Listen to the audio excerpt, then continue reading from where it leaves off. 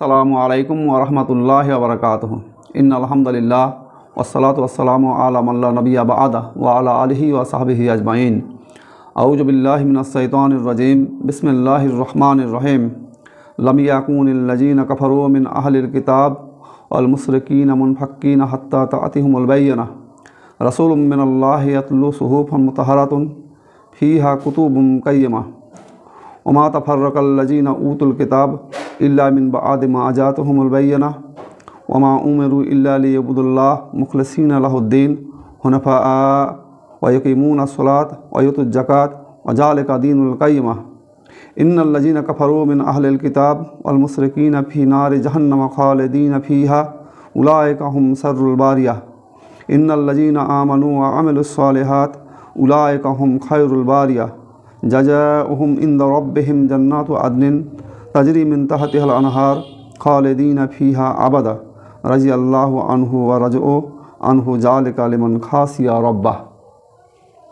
सम्मानित दिनी भाई सकल, देश विदेशेर श्रोता, जाबतीय प्रशंसा महान आल्लाह राब्बुल आलामीनेर, जिनि आमादेरके कुरानेर आलोचनाय अंशग्रहण करार सुयोग दिएছেন, जिनि आमादेरके मुसलिम हिसाबे मुसलिम परिवारे जन्मग्रहण करार तौफिक दिएছেন एवं इस्लामेर उपरे साध्यमतो दाঁড়িয়ে থাকার तौफिक दान करेছেন। আমরা সেই মহান আল্লাহর দরবারে শুকরিয়া আদায় করছি। আলহামদুলিল্লাহ।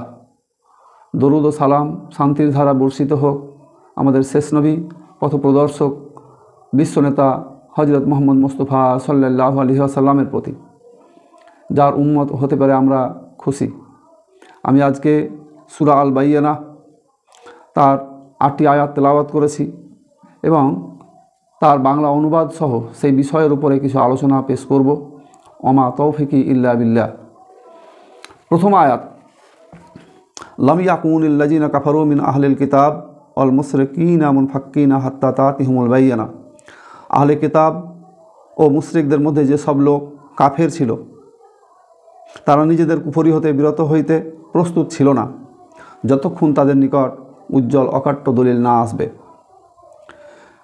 রাসূলুম মিনাল্লাহি ইয়াতলু সুহুফান মুতাহহারাতুন, আল্লাহর নিকট হতে একজন রসুল যে পবিত্র সহিফা পাঠ করে শোনাবেন।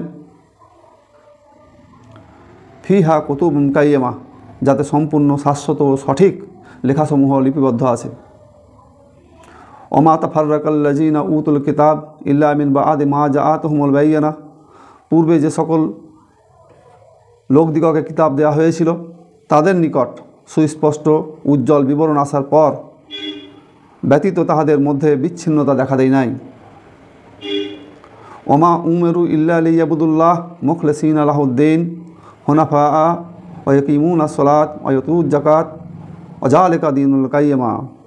আর তাদের ইহা ব্যতীত অন্য কোনো হুকুম দেওয়া হয় নাই যে তারা আল্লাহর বন্দেগী করবে, নিজেদের দিনকে তার জন্য খালেস করে সম্পূর্ণরূপে একনিষ্ঠ ও একমুখী হইয়ে আর নামাজ কায়েম করবে, যাকাত দেবে। মূলত ইহাই সঠিক, সত্য ও সুদৃঢ় দিন। ইন্নাল লাযিনা কাফারু মিন আহলিল কিতাব ওয়াল মুশরিকিনা ফি নারি জাহান্নাম খালিদিনা ফিহা উলাইকা হুম শাররুল বারিয়া। আহলে কিতাব ও মুশরিকদের মধ্যে যেসব লোক কুফরি করেছে তারা নিঃসন্দেহে জাহান্নামের আগুনে পুড়বে এবং চিরকাল সেখানে থাকবে। এই লোকেরাই নিকৃষ্ট সৃষ্টি, সৃষ্টি জগতে নিকৃষ্ট সৃষ্টি এই লোকেরাই। ইন্নাল লাযিনা আমানু ওয়া আমিলুস সালিহাত উলাইকা হুম খায়রুল বারিয়া। যেসব লোক ঈমান এনেছে এবং নেক আমল করেছে তারা নিঃসন্দেহে সৃষ্টি জগতের মধ্যে উত্তম সৃষ্টি। জাযাউহুম ইনদা রাব্বিহিম জান্নাতু আদনিন তাজরি মিন তাহতিহাল আনহার খালিদিনা ফিহা আবাদা রাদিয়াল্লাহু আনহু ওয়া রাজু আনহু যালিকা লিমান খাসিয়া রাব্বা। তাদের শুভ কর্মফল রূপে তাদের খোদার নিকট চিরস্থায়ী বেহেশত রয়েছে, যেগুলির তলা হইতে ঝর্ণা প্রবাহমান। তারা সেখানে চিরকাল বাস করবে। আল্লাহ তাদের প্রতি রাজি হয়েছেন, তারাও আল্লাহর প্রতি রাজি হয়েছে। এসব কিছু তাদের জন্য যে নিজেদের রবকে, খোদাকে ভয় করেছে। এ হচ্ছে সরল অনুবাদ। সূরা মক্কায় অবতীর্ণ হয়েছে না মদিনায় অবতীর্ণ হয়েছে, এ নিয়ে তাফসীর কারকদের মধ্যে মতবিরোধ আছে। তবে অধিকাংশই মানে তাফসিরকারকগণ এই সূরাকে মাদানী সূরা হিসেবে বর্ণনা করেছেন। এই সূরায় 8টি আয়াত আছে। আল্লাহ নবী হযরত মুহাম্মদ মুস্তাফা সাল্লাল্লাহু আলাইহি সাল্লাম উবাই ইবনে কাবকে বললেন যে, হে কাব, তোমাকে সূরা বাইয়ানা শোনানোর জন্য আল্লাহর পক্ষ থেকে আমার কাছে নির্দেশ এসছে, ওহী আসছে। তখন উবাই ইবনে কাব বললেন, আল্লাহ নবীকে জিজ্ঞাসা করলেন যে, এটা কি আমার নাম ধরে বলা হয়েছে, আমাকে খাস করে শোনাতে বলা হয়েছে? তখন আল্লাহ নবী বললেন, হ্যাঁ। তখন এই আনন্দে উবাই ইবনে কাব কাঁদতে শুরু করলেন। আরেকটি বর্ণনায় আছে, যখন তাকে এই ওহীর কথা শোনানো হয়, আল্লাহ নবী হযরত মুহাম্মদ মুস্তাফা সাল্লাল্লাহু আলাইহি সাল্লাম তাকে শোনান এবং তার নামের ব্যাপারে সম্মতি জানালেন যে, হ্যাঁ, আল্লাহর পক্ষ থেকে তোমার কাছে এ সূরা বাইয়ানা তেলাওয়াত করে শোনানোর নির্দেশ এসেছে। তখন তিনি কান্না করেছেন এবং একজন সাহাবী তাকে জিজ্ঞাসা করলেন, তুমি এ ঘটনা শুনে আল্লাহ নবীর মুখ থেকে তুমি কি খুশি হওনি? তখন বললেন যে, এ কান্না ছিল খুশির কান্না। তারপর তিনি তেলাওয়াত করে শোনালেন, কুলবে ফাজলিল্লাহে আবি রহমাতিহি ফাবে জালিকা ফালিয়াফরাহু হুয়া খায়রুম মিম্মা ইয়াজমাউন। বলুন, হে নবী, আল্লাহর পক্ষ থেকে মানব জাতির জন্যে যে সমস্ত নিয়ামত রহমত এসেছে, দেয়া হয়েছে, তার মধ্যে সবথেকে উত্তম রহমত নিয়ামত হচ্ছে এই কোরআন মাজিদ। এটা যারা পেয়েছে সে যেন আনন্দ করে।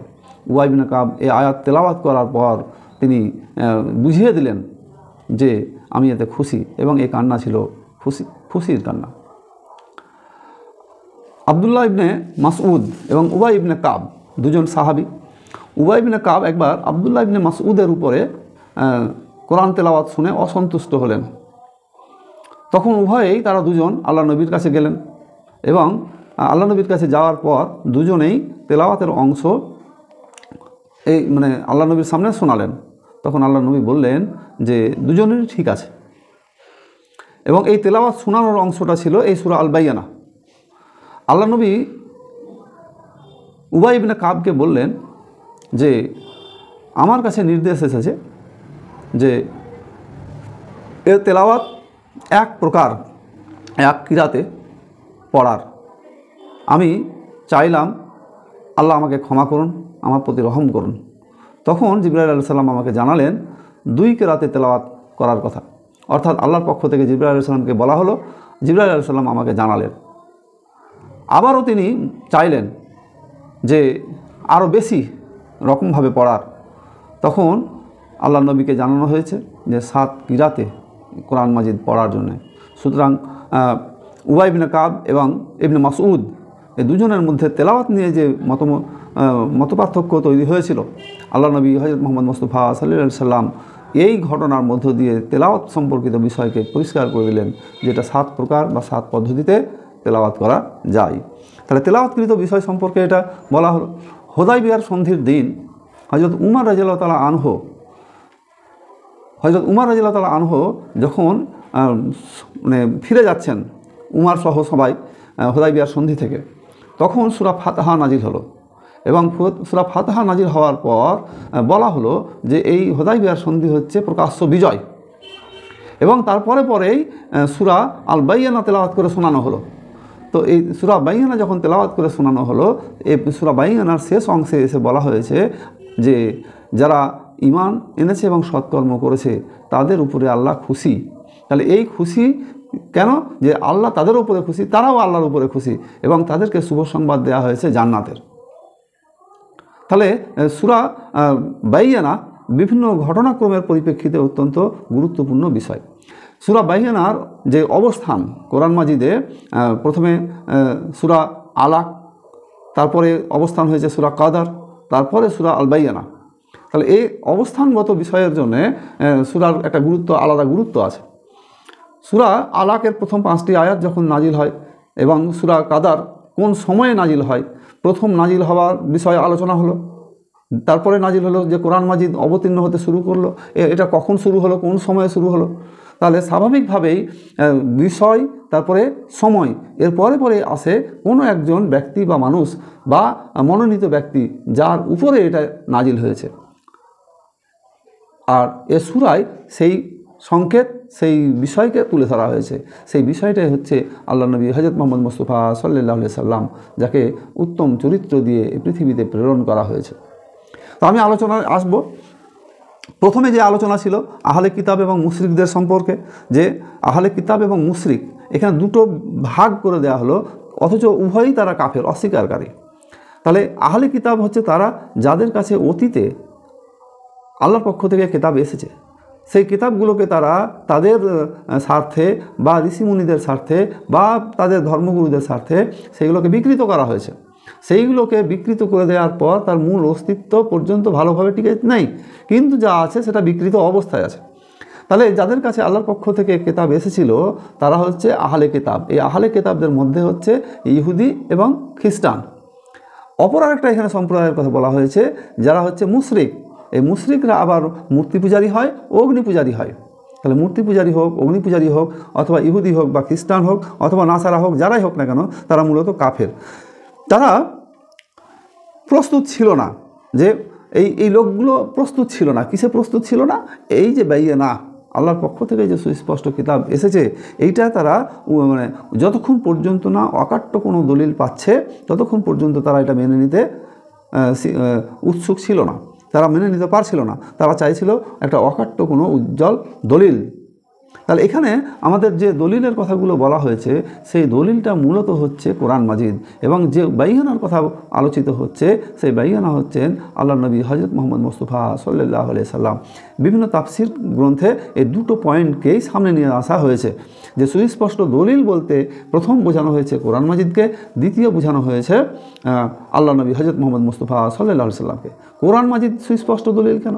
যে বিগত দিনে যে সমস্ত কিতাবগুলো এসেছিল, সেটা তৌরাত হোক, জবুর হোক, ইঞ্জিল হোক বা আর অন্যান্য যে কোনো সহিফা গ্রন্থ হোক না কেন, সেই গ্রন্থগুলোতে, সেই কিতাবগুলোতে তারা অবিকৃত অবস্থায় রাখেনি, সেগুলোকে বিকৃত করে দেওয়া হয়েছে, বিকৃত অবস্থায় থেকেছে। তার অথেন্টিসিটি প্রশ্নের সম্মুখীন। কিন্তু কোরআন মাজিদ নাজিল হওয়া থেকে শুরু করে কিয়ামত পর্যন্ত, কিয়ামতের পরেও অপরিবর্তিত থাকবে, এই ঘোষণা আল্লাহ রাব্বুল আলামিন দিয়েছেন।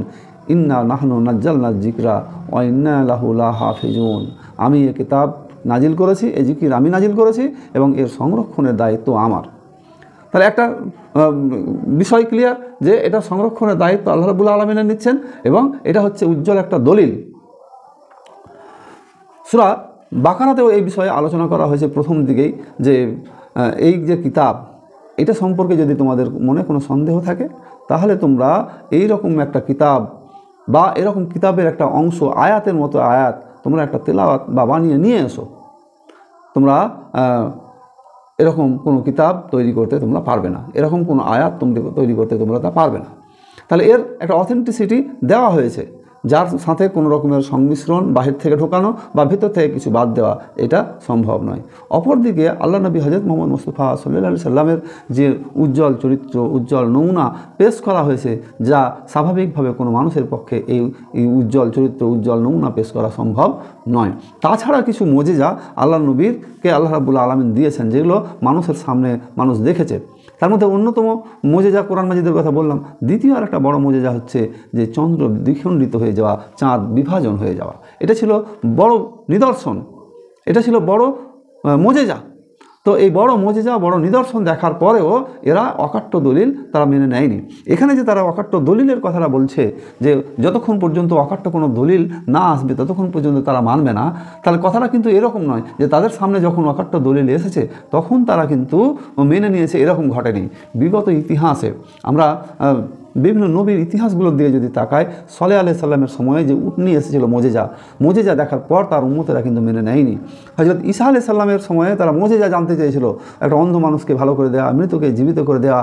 এই মুজিজাগুলো দেখার পরেও ঈসা আলাইহিস সালামের সময়ের সব মানুষ কিন্তু ঈমান নিয়ে আসেনি।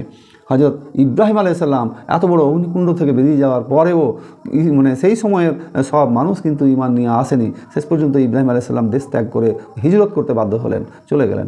মূসা আলাইহিস সালামের সময়েও বহু মুজিজা, বহু নিদর্শন কওমকে দেখানো হয়েছে, মানে নমরুদ ফেরাউনকে দেখানো হয়েছে, তারপরে তারা কিন্তু সেটা মেনে নেয়নি। এই যে মেনে নেয়নি, এ কথা রেস ধরেই এখানে আমরা বলতে পারি যে তাদেরকে মজিজা বা নমুনা বা অকাট্য দলিল তাদের সামনে পেশ করলেই যে তারা মেনে নেবে, বিষয়টা এরকম নয়। বরং তাদের অন্তরে রোগ আছে, বরং তাদের অন্তরে মরিচা আছে, অন্তরে শয়তানের আখড়া বেঁধে আছে। তারা চায়, তাদের এই প্রশ্নের জবাব দেওয়া হচ্ছে আল্লাহর নিকট থেকে একজন রসুল যে পবিত্র সহিফা পড়ে শোনাবেন। আল্লাহ বলছেন রাসূলুম মিনাল্লাহি ইয়াতলু সুহুফাম মুতাহহারাতুন। আমি আল্লাহ বলছেন যে আল্লাহর নিকট থেকে একজন রসুল যে পবিত্র সহিফা পাঠ করে শোনাবেন। আল্লাহ মানে রসুলকে এখানে প্রথমে উপস্থাপন করলেন, প্রথমে রসুলের কথা বললেন আর সহিফার কথা বললেন, যে সহিফা হচ্ছে সেইটাই যার মধ্যে কোনো রকমের বিকৃতি ঘটবে না, যার মধ্যে থেকে সংযোজন বা বিয়োজন ঘটবে না, সেইটা হচ্ছে সহিফা, যেটা আল্লাহর পক্ষ থেকে নবীদের উপরে এসেছে এবং অবিকৃত অবস্থায় টিকে আছে। তাহলে একটা প্রথম কথা এখানে দুটো পয়েন্ট হলো, নবী এবং এটা হচ্ছে কিতাব সহিফার কথা বলা হলো, যে এটা হচ্ছে এই দুটো বিষয় হচ্ছে অকাট্য প্রমাণ। তারপরে বলা হচ্ছে যে ফিহা কুতুবুম কাইয়্যিমা, যাতে সম্পূর্ণ শাশ্বত ও সঠিক লেখা সম্পূর্ণ মানে লেখা থাকবে, সঠিক লেখাসমূহ, অর্থাৎ এতে এই কিতাবে যে বিষয়গুলো লেখা থাকবে সেই বিষয়গুলো হচ্ছে, প্রথম কথা হচ্ছে যে শাশ্বত চিরন্তন সত্য, মানে এর মধ্যে কোনো রকমের অসত্য, মিথ্যা, বানোয়াট, গালগল্প, প্রচলিত কথা, রীতিকথা, দেশীয় কথা, মানুষের কথা, এগুলো নয়। বরং এর মধ্যে যেটা থাকবে সেটা হচ্ছে শাশ্বত কথা, অর্থাৎ স্রষ্টার পক্ষ থেকে দেওয়া বিধান, স্রষ্টার পক্ষ থেকে দেওয়া মেসেজ, স্রষ্টার পক্ষ থেকে দেওয়া বার্তা, স্রষ্টার পক্ষ থেকে দেওয়া বাণী, এটা হচ্ছে শাশ্বত বাণী। আর লেখা সঠিক লেখাসমূহ, এবং এখানে যেটা লেখা থাকবে এটা হচ্ছে সঠিক, এর মধ্যে কোনো মিথ্যার সংযোজন ঘটবে না, এর মধ্যে বেঠিক কোনো জিনিস থাকবে না। তারপর বলা হচ্ছে যে ওমা তাফাররাকাল্লাযীনা উতুল কিতাব ইল্লা মিন বা'দি মা জাআতহুমুল বায়্যিনা, পূর্বে যে লোকদিগকে কিতাব দেওয়া হয়েছিল তাদের নিকট সুস্পষ্ট উজ্জ্বল বিবরণ আসার পর তাদের মধ্যে বিচ্ছিন্নতা দেখা দেয় নাই। মানে যতক্ষণ পর্যন্ত তাদের মধ্যে বিচ্ছিন্নতা সৃষ্টি হয়েছে, কখন তাদের মধ্যে বিচ্ছিন্নতা সৃষ্টি হয়েছে? তখন যখন তাদের সামনে সুস্পষ্ট উজ্জ্বল নিদর্শন, স্পষ্ট দলিল চলে এসেছে। তখন সুস্পষ্ট দলিল আসার আগে পর্যন্ত তাদের মধ্যে কিন্তু বিচ্ছিন্নতা ছিল না, বরং তারা চাইতো যে আমাদের জন্য একটা সুস্পষ্ট দলিল আসুক। ততক্ষণ পর্যন্ত তারা কিন্তু বিচ্ছিন্ন হয়নি। যখন চলে এসেছে সুস্পষ্ট দলিল, সুস্পষ্ট প্রমাণ হাজির হয়ে গেছে, তখন তাদের মধ্যে বিচ্ছিন্নতা দেখা দিয়েছে। এই বিচ্ছিন্নতাটা হচ্ছে যে তাদের জন্যে গুমরাহির পথ।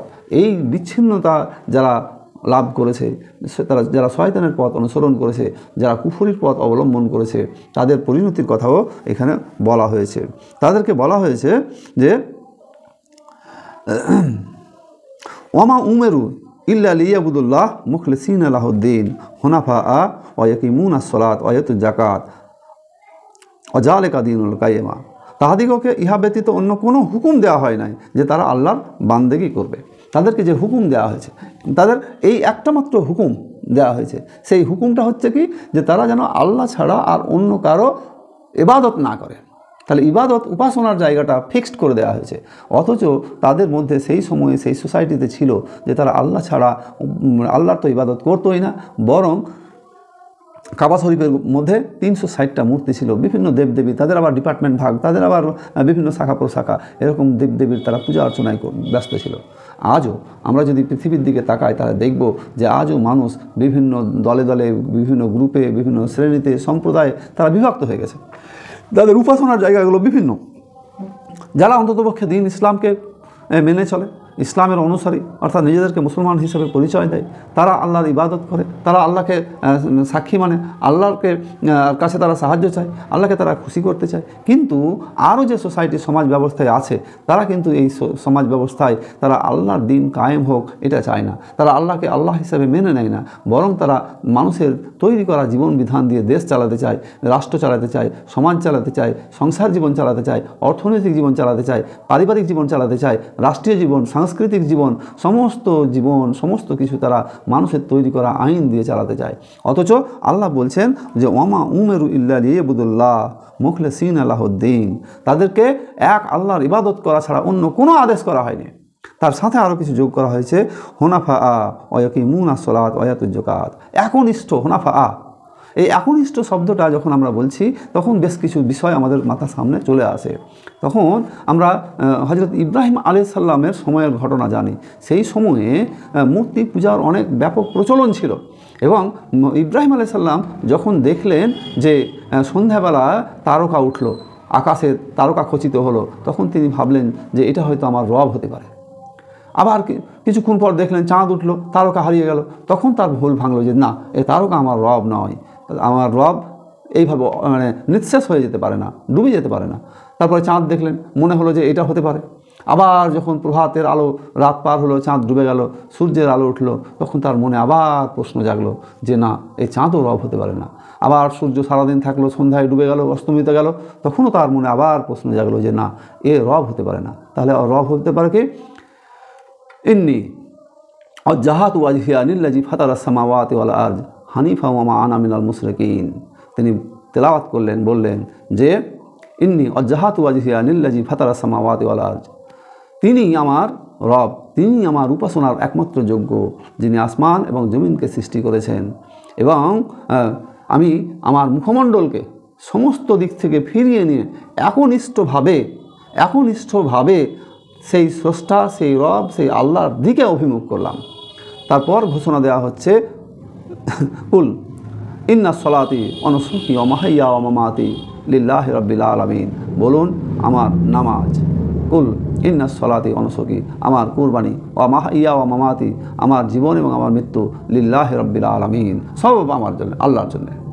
তাহলে একনিষ্ঠভাবে আল্লাহর ইবাদত করার অর্থই হচ্ছে যে পৃথিবীর সমস্ত আল্লাহ বিরোধী শক্তি থেকে মুখ ফিরিয়ে নিয়ে, তাদের দিকে খেয়াল না করে, তাদের সাথে শরিক না হয়ে, তাদের কাজে অংশগ্রহণ না করে, বরং একনিষ্ঠভাবে আল্লাহর ইবাদত করা, এই দিকে মুখ ফিরিয়ে নেওয়াটাই হচ্ছে একনিষ্ঠভাবে আল্লাহমুখী হয়ে যাওয়া। আর একনিষ্ঠভাবে যখনই আপনি আল্লাহমুখী হবেন, তখন কি হবে? কুল ইন্নাস সলাতি ওয়া নুসুকি ওয়া মাহইয়া ওয়া মামাতি লিল্লাহি রাব্বিল আলামিন, আমার নামাজ, আমার কুরবানি, আমার হায়াত, আমার ময়ত সব আল্লাহর জন্যে। তাহলে তখন আপনি এই কথা বলতে পারবেন। এখানে সেই একই কথাটাই রিপিটে স্মরণ করানো হচ্ছে। যে কী স্মরণ করা হচ্ছে?